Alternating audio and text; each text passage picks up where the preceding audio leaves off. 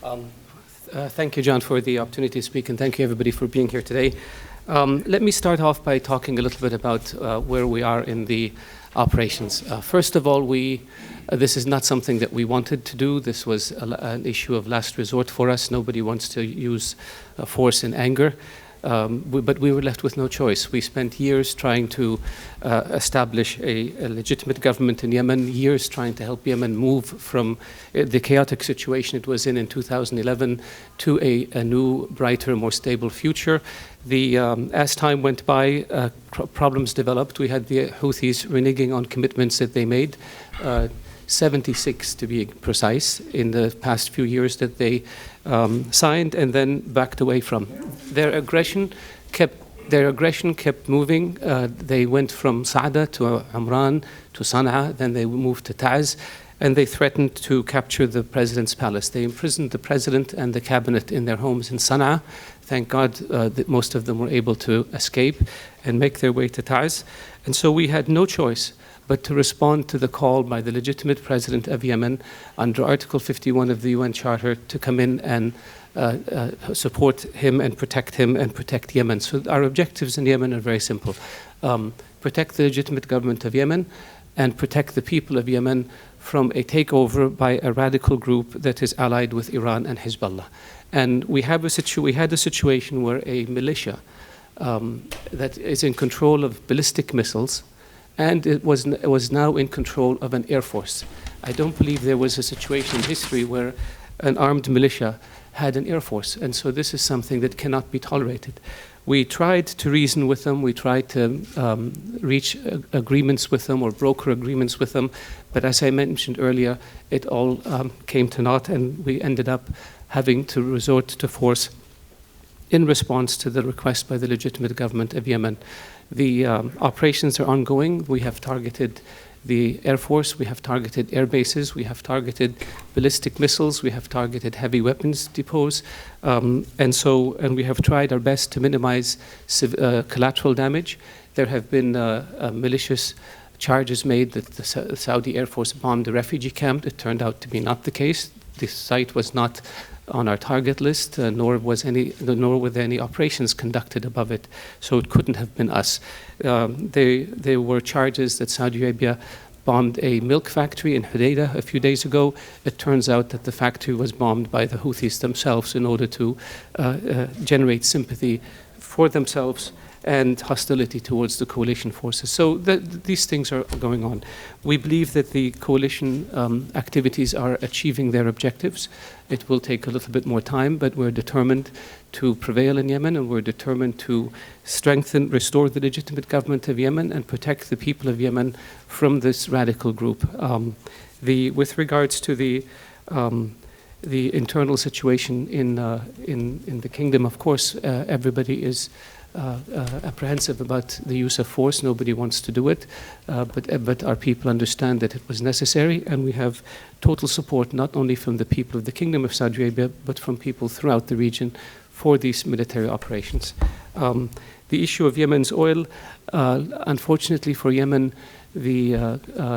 Yemen does not produce enough oil to export, so most of the oil, if not all of the oil that Yemen produces, is for domestic consumption. So therefore, the drop in the price of oil on the world markets really has no impact on Yemen. If anything, it reduces its import cost of oil that they have to purchase from outside. Did I cover most of that? Yes, and there's some more. Okay. Okay. If I may ask them from here. Sorry, Ali Abdullah Saleh. President Saleh, yes. We've had our ups and downs with him since he came to power. Sometimes he's been a friend and an ally, and sometimes he's been hostile to the Kingdom of Saudi Arabia. If you remember, in 1990, when Saddam Hussein invaded Kuwait, President Saleh sided with Iraq against Saudi Arabia, and we cut off relations with him. So the relationship was not always an amicable one over the past 35 years. But again, he was the president of Yemen, and we had to deal with Yemen, and we had to deal with him. And so, but now he has been playing a very negative role and a very destructive role in Yemen by aligning himself with the Houthis, by using what influence he has within the Yemeni military in order to persuade military commanders to side with the Houthis. The Houthis could not have made their advance from Sana'a to Ta'az and to Aden without the explicit and implicit support of President Saleh, former President Saleh, and the military units that he controls. And so we know this, the world knows this, and I believe that history will judge him harshly when it comes to Yemen and what he did to Yemen and his role in the current crisis. We again have been targeting units that are loyal to him or that are under his command or virtually under his command in order to degrade their capabilities and in order to make sure that the role that he has in Yemen and the role that the Houthis play in Yemen as a militia are limited or non-existent. Now, we recognize the Houthis are Yemenis. We recognize that the Houthis have a right to be part of the political process in Yemen, and we're not denying this. In fact, it was the GCC initiative that opened the door for the Houthis to participate in the Yemeni political process. But they cannot be a militia. They cannot have heavy weapons outside the scope of the state. That is a situation that is not tolerable. We see the consequences of that in Lebanon with Hezbollah, where a militia pretty much dominates the state and threatens state institutions. We will not allow this to happen on our doorstep in Yemen. Super. These, I'll just read them out, and you're good on remembering them, and answer them as you will. Okay. Does it matter, one way or the other, if the United States lists the Houthis groups in Yemen under the designation of its being a terrorist organization, and as much as Saudi Arabia has designated of late various groups as terrorist organizations? Is this among the options that Saudi Arabia has under consideration, or might it rule it out? Or what could be the implications? Either way, if you did or if you did not. That's one. Second one, your view of Aden. Aden, as we said earlier, well, used to be in the late 1950s the world's largest port in terms of tonnage handled and ships calling there. But things have moved on since then. There's Dubai, there's Salalah or Resut in Oman, nearer the east-west shipping routes. There is your Jeddah, and then there's Jazan, and other places that you're developing along the Red Sea. And Duqm in eastern Oman is a story yet to be known and told. That's one question. I'll let you think about it, about how this geostrategic, geoeconomic, logistical aspects of ports, of exports from the peninsula and imports into it. Why does that come on the radar there? John, I'm getting old, so my memory is limited. Okay, those are two. Let me talk about the two. All of us are. The first one had to do with designating the Houthis as a terrorist group and what impact it has. I think it would be acknowledging a fact. What they have committed in Yemen is nothing short of terrorism. They've terrorized a population. They've taken over government property, government equipment illegally. They have invaded areas. They've pretty much tried to occupy the whole country. So if that is not terrorism, I don't know what terrorism is. It would have I don't know that it is. It will have an impact, I guess, from a psychological perspective in the sense of defining them and their actions as illegal and as criminal. But in terms of facts on the ground, I don't know what impact it will have in the short term. The second question with regards to economic support for Yemen, Saudi Arabia has been by far the largest contributor of economic assistance to Yemen ever since the civil war in Yemen ended in the late 60s and early 70s. We have built roads, schools, hospitals. We have sent medical teams. We have brought Yemeni students to Saudi Arabia on scholarship. We tried to help Yemen with its development plans, and we are committed to doing so in the future. we have, with our partners in the GCC, we believe that Yemen has the potential to thrive. It has a large population base. The Yemeni people are very industrious. They're very hardworking. They're very honest. And so we have in Saudi Arabia almost 4 million Yemeni people working in the kingdom. And we believe that Yemen, were it to have the legal infrastructure and the bureaucratic infrastructure that is proper, could be a magnet for investments by Gulf businesses where they can set up shops or factories in Yemen, fund agricultural projects in Yemen, take advantage of the abundance of labor in Yemen in order to produce items or food that can then be exported either to the Gulf countries or even sold in Yemen. So we have no hesitation about continuing our vast support for Yemen in order to help the Yemeni people. And that's irrespective of what happened to the port of Aden and what happened to the logistics in terms of shipping. We deal with the situation as it is, and the situation as it is now is we have a country that is one of the poorest in the world, with one of the highest unemployment rates in the world, with one of the highest malnutrition rates in the world, that has no water to speak of, a country that is ripe with disease and that needs the attention and the support of the whole world in order to get back up on its feet. We are determined to help the people of Yemen and Yemen as a country to overcome the challenges it faces. But first, we need a stable and a legitimate government, and we need to find a way where we can end the divisions that exist in Yemen and prevent a radical group from taking over the country, and as part of a foreign-driven agenda that seeks to divide Yemen and that seeks to destroy Yemen and that seeks to create instability in the Arabian Peninsula. Super. These are three questions then. Keying off that last one about those seeking to divide Yemen, outsiders for sure have investment in that kind of a strategic outcome, but so do those inside. And there is a movement, Iraq in the south, that would love to see another independent republic of South Yemen.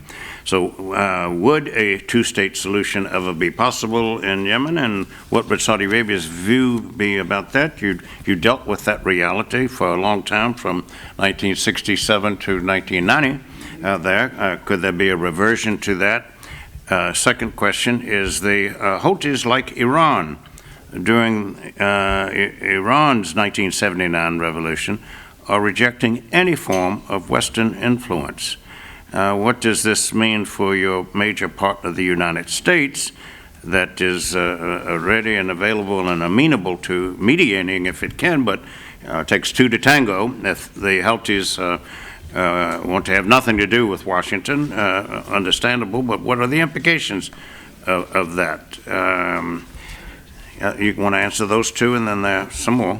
Well, with regards to the different movements in Yemen, I think they're driven by a sense of mismanagement, a sense of corruption, a sense of feeling that people's rights are being denied. And I think that if we can create a situation where we create a stable, legitimate government that's balanced, that represents all Yemenis, that works for the interests of all Yemenis, we wouldn't see these different movements in Yemen.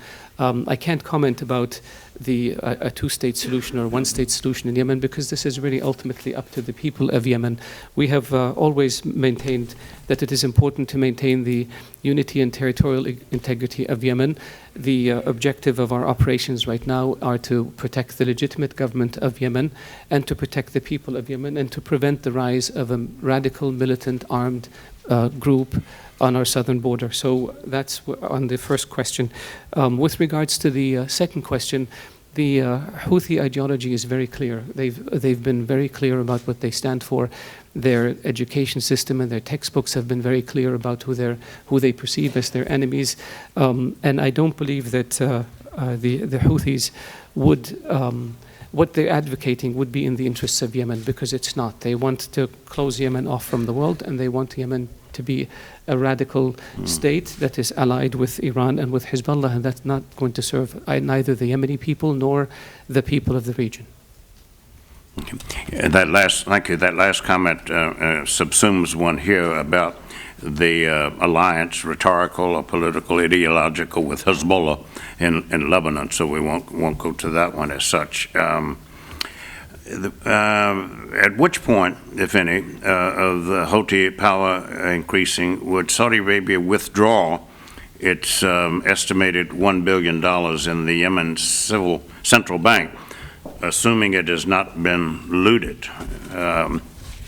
And second question, lots of these are great questions. They come from the media, NBC, CNN, C-SPAN, Wall Street Journal, Reuters, Bloomberg, and the like. They're well-versed here. And they want to know, how much hard evidence is there of Iranian arms shipments and other support to the Houthis? None? A little? A lot? A lot. All right. With regards to what we would do to withdraw our deposit from the Yemeni central bank, we're not going to withdraw it. It cannot be looted because these deposits tend to be numbers on computers, and so it's not some physical cash that we gave the Yemeni central bank. The Houthis are. We are now much less worried about the Houthis taking over Yemen than we were before the operation started. We are degrading their capabilities, and we will destroy their capabilities, and we will protect the Yemeni government, and we will protect the Yemeni people, period. No question about it. And the operations are, as I mentioned earlier, ongoing. The objectives are being achieved, and we're working through these objectives in order to reach the conclusion that we all want. That's with regards to the issue of the central bank and the Houthis. With regards to Iranian support for the Houthis, it's very clear. The first thing that the Houthis did when they captured Sana'a was to release operatives of the Iranian Revolutionary Guards and Hezbollah from the intelligence jails in Sana'a. The Iranians have been shipping weapons to the Houthis long before this conflict began. Those weapons include even shoulder-launched surface-to-air missiles. There was a shipment that was interdicted of Iranian weapons going to the Houthis. They are helping them to build certain facilities there, and so the evidence we have, and they're providing them with financial support. So the evidence is very clear to us, and we have no doubt about it. We also see it reflected in the public position that Iran and that Hezbollah have taken with regards to the conflict in Yemen and with regards to the Houthis. Okay. This next one has to do with various aspects of Iran, and perhaps three aspects. Several questions about if you would address the question of to what extent, if at all, is it really Sunni versus Shia issues, ideological, political, geopolitical, versus revolutionary viewpoints versus the legitimacy of the incumbent governments in the region? I haven't seen that question, but that's an intriguing one. Yes. I think the way we never wanted to have a sectarian conflict. We have in Saudi Arabia Saudi citizens who are of the Shia branch of Islam, and they're viewed as equal citizens to every other Saudi. All the rights that a Saudi citizen has, another Saudi citizen has, irrespective of what their ethnicity is or what their sect is. So this is not something that we want, a path that we wanted to go down the road to. The Iranians and Hezbollah have tried to stoke the sectarian fires in order to generate conflict in the Middle East. You see it in the speeches they give, you see it in the actions they take. We, on the other hand, and our allies in the Gulf have tried to avoid this. So we don't look at it from a perspective of Sunni versus Shia. We look at it from the perspective of good versus evil. There are those who want to build. There are those who want to bring countries together. There are those who want to create a better future for their people. And there are those who want to do the opposite. And so for us, any person or any leader or any government that wants to improve the lot of its people and take its country forward is a government that we're happy to work with, irrespective of what their sect or their ethnicity is. The Kingdom of Saudi Arabia last year provided $500 million to the United Nations organizations working in Iraq in order to provide humanitarian assistance to the Iraqi people, and we insisted that it be irrespective of religion, sect, or ethnicity, and that the aid should go to all of the Iraqi people and be distributed through UN organizations, and that's exactly what happened. So we don't favor one sect over another. We look at every country as being a country, and all of its citizens being citizens of that country, and we don't go beyond that. Okay, another related to Iran, too, really. At various GCC heads of state summits for several years after the U.S.-led invasion of Iraq in 2003, a sort of a sick joke that used to pass was that the United States attacked or invaded Iraq and Iran won without firing a single shot or shedding a single drop of blood. And something similar as a gift to Afghanistan earlier when the United States took down the Taliban. People would say that this is rare in the history of geostrategic dynamics, that a country that has a lot of people who want to hate Iranians more perhaps than others for the hostage taking, and then on the Iran side, hating some Americans or the American government for taking down Iran's first democratically peaceful, civilly elected government in 1953. So there are those who ask, how has this complicated everything that the United States is conducting these controversial, sensitive negotiations with Iran in Switzerland at a time when Iran has leaders that say we now control 4 Arab capitals, Yemen, Syria, Iraq, and elsewhere, and Lebanon. Some think it was intentional. Can you address this aspect? Because it's known that you and the other GCC countries would like to have at least been auditors or listener participants in these sensitive strategic negotiations between the P5 and Iran, but you were excluded, and excluded largely because I believe the United States asked Iran, what do you think? Is this all right? And Iran opposed, and so we accommodated Iran's opposition.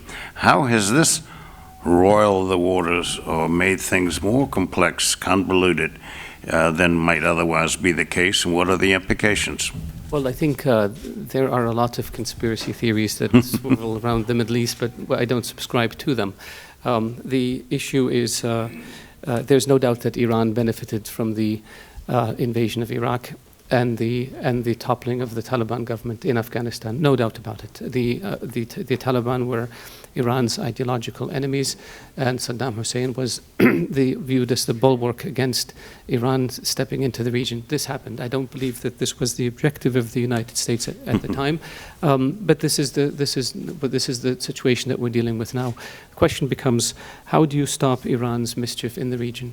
Their involvement in Lebanon, in Syria, in Iraq, they're trying to cause problems in Bahrain, their involvement in Yemen. All of these are areas of great concern to the people of the region. Now, and this is irrespective of the nuclear negotiations. The issue of the nuclear negotiations, I don't know that I would characterize it as the Iranians excluding the Gulf countries from the talks. I think that it was set up to be the permanent 5 members of the Security Council, plus Germany as the largest economy in Europe, negotiating with the Iranians. We see the talks, we hope that the talks will succeed, because everybody wants a serious agreement that stops Iran's weapons-making ability. And so we have been assured, we are continuously briefed by the United States about the status of the talks and where they are at any given moment. And we have been assured by the Secretary of State that the negotiations, the objective of them is to deny Iran the ability to make an atomic bomb, to cut off all paths that could lead Iran to an atomic bomb, to limit the research, Iran's ability to conduct research, and to have intrusive and severe and continuous inspections on Iran's nuclear program. That's what the objectives are. And I think everybody would share those objectives. The thing that we cannot comment on is the details, because I don't believe the details have yet been worked out in terms of how the inspections would work, how the limitation on research would work. And so until we see those details, we really can't comment about whether this is a good deal or this is not a good deal. But like I said at the beginning, everybody wants a good deal that prevents Iran from developing an atomic bomb. We have two more minutes in terms of our permission to be in here. Your views about the newly formed Arab League military coalition response force, and with regard to how can one really back President Hadi when he did not engage in deliverables in terms of what the Yemeni people expected, demanded, needed. And would that not rule out some role possibly for Ali Abdullah Saleh, if only indirectly, given his role in keeping a relative sense of security and stability in Yemen for not just years but decades? Is he completely out of the picture? I mean, in Geneva, with regard to Syria, it seems as though people lock themselves into a corner by saying that Bashar al-Assad must go, and now you see references to, well, maybe he can be part of the solution there. And then two last short ones, I guess, yes or no. Are there Saudi Arabian troops in Aden, as reported? And you correctly noted 4 million Yemenis in Saudi Arabia. Ms. Hamdani, before you came, and Mr. Musawa mentioned about how many Yemenis are trying to get out and be evacuated, and they can't get visas except to Somalia. And they're stranded at airports, not just in Yemen, but throughout the world. These are the last two questions. Okay, sorry, that was they were a series of two questions. Yes. Okay, the one about Saudi Arabian troops in Aden, the visa one, yeah. And then, yes, that's right. And then Hadi, how can you support him when he's not proven leader? We don't have troops, formal Saudi troops in Aden. The issue of using ground troops is always something that is on the table, but the decisions will be made depending on the circumstances and the need.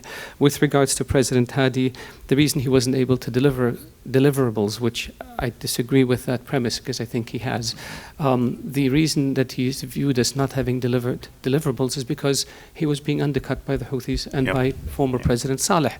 And so we had a number of Friends of Yemen conferences. We had projects that we were working with Yemen on with him as president. And I believe that given the opportunity that President Hadi would continue to do the right thing for Yemen. But it's impossible to be effective when you're being undercut, when people are taking away your ability to control your own territory, when people are undercutting you in the parliament, when people attack you and take over your capital, when people imprison you in your own home in Sana'a.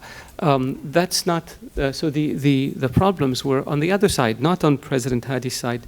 He is the legitimate president of Yemen. Yemen, the GCC initiative and the outcomes of the national dialogue in Yemen call for a transition period during which a constitution would be drafted. This was done, and then the Houthis came in and redrafted it to their liking, which we don't accept as legal. Then you set up an electoral process, and then you go through elections, and then you have a new president and a new parliament, and life goes on, hopefully, towards a better future. That's what we were working on with President Hadi when these problems magnified and multiplied and put a stop to it. So I think I know he is the legitimate government. He is the legitimate president. He wants to do what's good for Yemen. And once Yemen goes through the transition period and moves towards a better phase, then it's really up to the Yemeni people to decide who they would like for their leader.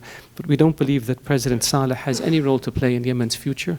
He spent 35 years or so driving the country into the ground, and he played a very dark role in the events in Yemen. And so now he was removed, and he continues to cause mischief behind the scenes, and we're doing our best to try to put an end to it. Okay. Yeah, if you could just step a little to this. I want the audience, if it will please remain seated for 2 minutes while His Excellency leaves, but not before saying this is one of the best sessions we've had. This is standing room only here in this room, and on short notice at that, it shows a concern, a care about Yemen and the Yemeni people and the Yemen-U.S. relations and Yemen's plight, humanitarian, political, geopolitical, geostrategic, geoeconomic, and otherwise. All the speakers kept within their 10 minutes, and we had more than 40 questions.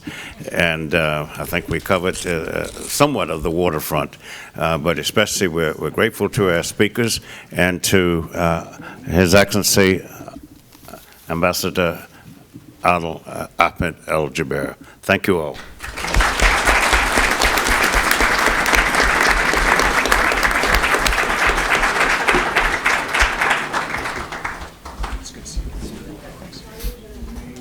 Sorry? Sorry, I need to get my thing.